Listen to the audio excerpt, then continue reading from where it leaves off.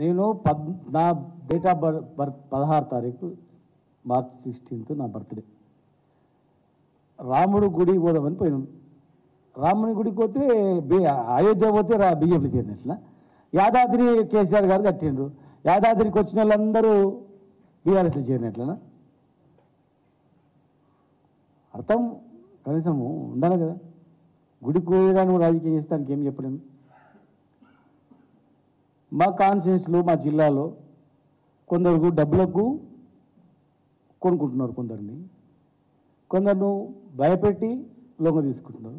కొంతమంది ప్రాణం పోయినా సరే, ఎన్ని కేసులైనా సరే, జైల్లోకి పోయినా సరే ఈ పార్టీతోనే ఉంటామని చెప్పి నికార్సైనలు ఉన్నారు, ప్రజలు ఉన్నారు, నాయకులు ఉన్నారు, వేల సంఖ్యలు ఉన్నారు.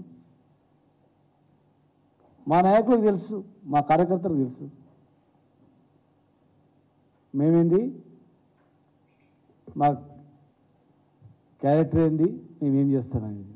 గుడికి పోయిందాన్ని బర్త్డే గుడికి పోయి మొక్కితే కూడా బీజేపీలో పోయినంటే ఒక ఆయన ఇంకొక ఆయన ఇంకోలాక కోడిగుడ్డు వీకులు ఇస్తే నేను ఏం సమాధానం చెప్తా చెప్పు బ్రదర్?